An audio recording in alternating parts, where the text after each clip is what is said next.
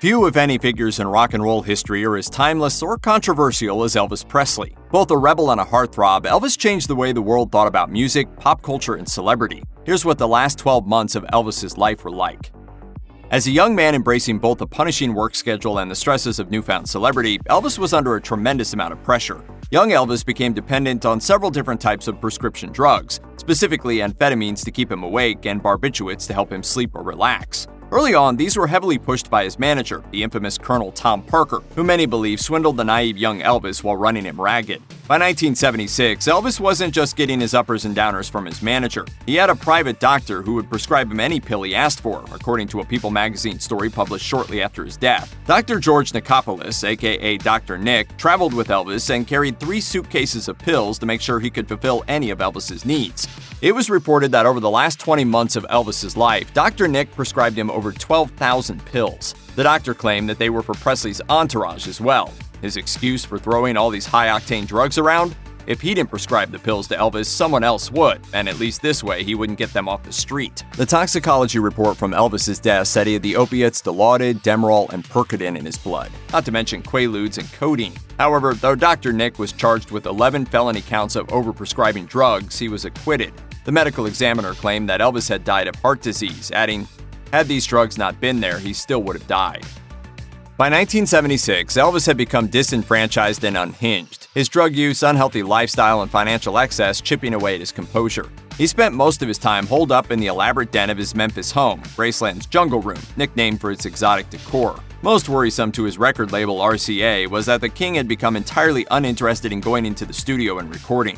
That was when producer Felton Jarvis had a game-changing idea. If Elvis wouldn't go to the studio, they'd bring the studio to Elvis. Presley had recorded tracks at his home in Palm Springs in 1973 to great success, and said that he enjoyed being in a room with his fellow musicians to feed off their emotions. So why not set up a mobile studio in Graceland? Elvis approved the idea, and the label sent a studio truck to his home. In many ways, the Jungle Room was perfect for the task. It was huge, and its shag carpeting naturally absorbed ambient sound, although the fake waterfall did have to be turned off. It was there in October 1976 that Elvis recorded his final studio sessions, resulting in some of his most memorable and emotionally crushing material to date. In November 1976, Elvis split with his girlfriend of 4 years, Linda Thompson. Linda had been a stabilizing force in the singer's world, but she eventually left him because she wanted a more normal life. Replacing Linda was actress Ginger Alden, a woman 20 years Elvis's junior. In December 1976, after a brief courtship, the singer gave her a $70,000 engagement ring, an expenditure that many thought was more for show than actual sentiment. In turn, many in Elvis's entourage believed Ginger to be nothing more than a gold digger. Lamar Fike, a member of Elvis's Memphis Mafia entourage, famously said Ginger, quote, "didn't give a rat's ass about him." In Ginger's mind, these opinions were unfair aspersions cast by her fiancé's cronies. She explained her side of the story in a 2019 interview with Elvis's Australian fan club. While promoting her book Elvis and Ginger, Elvis Presley's fiancé and last love finally tells her story. Not getting to know them well, shortly after Elvis passed away, I was extremely disappointed to see the character of some that Elvis had around him. A few speculated and began telling untruths regarding Elvis and me, which were completely unwarranted, mean-spirited, and wrong. When critics and fans describe Elvis in his later years, it's not always done in the nicest of terms, but it's undeniable that Elvis's overeating and weight issues colored his last year on Earth. According to the New York Daily News, by the end of his life, Elvis was consuming enough calories to feed several people every day. Growing up in the South, Elvis took comfort in greasy home-style foods. As an adult, one of his favorite meals was a roll stuffed with bacon, peanut butter, and jelly, alongside midnight snacks like hamburgers and deep-fried bread. While he was also taking many dangerous pharmaceuticals throughout his life, it was the heart disease caused by his bad diet that may have been the greatest factor in his demise. The critics noted his weight gain when reviewing his public performances. In Reese Quinn's biography Elvis, writer Tony Sherman is quoted as saying that, by early '77, Presley had become a grotesque caricature of his sleek, energetic former self. Hugely overweight, his mind dulled by the pharmacopoeia he daily ingested, he was barely able to pull himself through his abbreviated concerts. Most challenging during Elvis's final years was the non-stop schedule of his live performances. During many shows, the audience wouldn't be able to understand what he was saying, and he would often leave the stage early, unable to continue. This manifested most notably in March 1977 during 2 stops in Louisiana. According to a 1977 review in Alexandria Town Talk, the first show in Alexandria lasted less than an hour before Elvis had to leave the stage. But according to the book, the mystery surrounding the death of Elvis Presley, even worse was in Baton Rouge, where Elvis had to cancel the show because he couldn't make it out of his hotel bed in order to get to the venue. The rest of the tour was subsequently canceled, acting as a benchmark of just how far the king had fallen from the pedestal of his youth. I don't know all the chords, so if you hear me, get my fingers caught and put in the keys back here, you know what it is. By 1977, Elvis had lost all interest in recording new music. However, the home recording sessions of 1976 were fruitful and seemed to inspire a burst of creativity in the king. After the final recording session in October of '76, RCA set to work cobbling the tracks together in what would be Elvis's final records, a fact none of them knew, but which the pained music seems to foreshadow in hindsight. Moody Blue, released in February 1977, was a mix of live recordings and new studio tracks, containing 2 of Presley's most widely regarded songs. Title track Moody Blue became Elvis's final #1 single. The song is in keeping with the pop music of the time, but still showcases the warbly lone figure that the singer had become. But it's She Thinks I Still Care that is regarded by many to be Elvis's finest latter-day moment. Elvis's passing is often used as the archetypal rock star death, a tragic accident caused by poor health and drug use. But was the king simply ignoring his well-being, or was he having suicidal thoughts? In the recent HBO documentary Elvis Presley: The Searcher, the singer's longtime wife Priscilla revealed that she wasn't sure whether Elvis's death was really an accident. Priscilla pointed out that Elvis had written a note to a friend and Memphis Mafia member Joe Esposito which stated, "I'm sick and tired of my life." Additionally, a report from the tabloid The Sun shows that Priscilla considered depictions of Elvis as a bystander in his own life to be inaccurate, saying that he was simply dismissive of attempts to help him get treatment.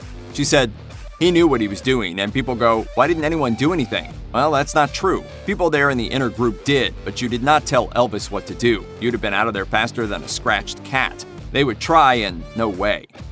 Elvis's last gig was on June 26, 1977 at the Market Square Arena in Indianapolis to a crowd of 18,000 fans.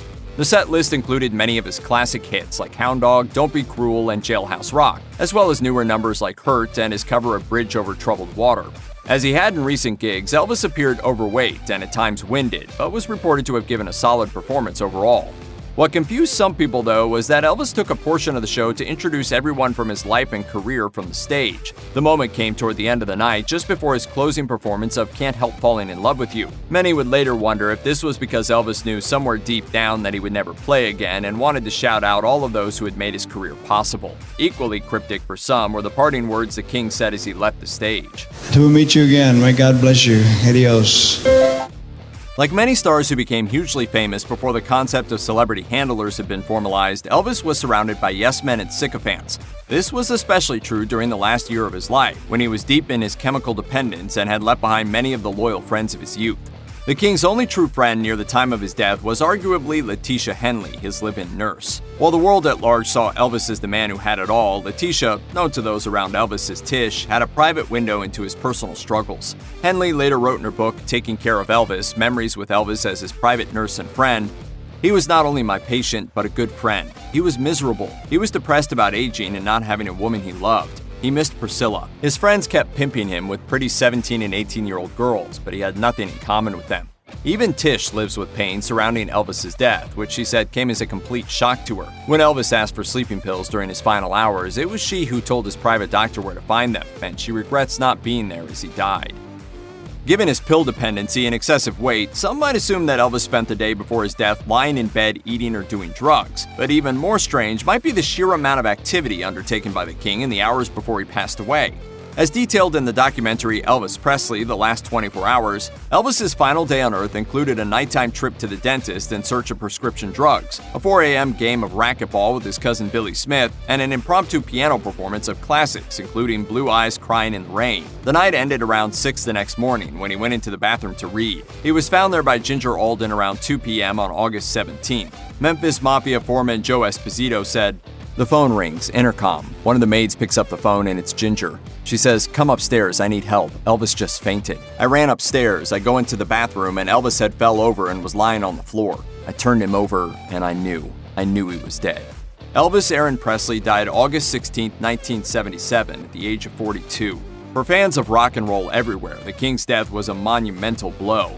But with his life ended, those who loved him could now remember the man he had once been, revolutionizing rock music with his energy, charisma, and raw talent.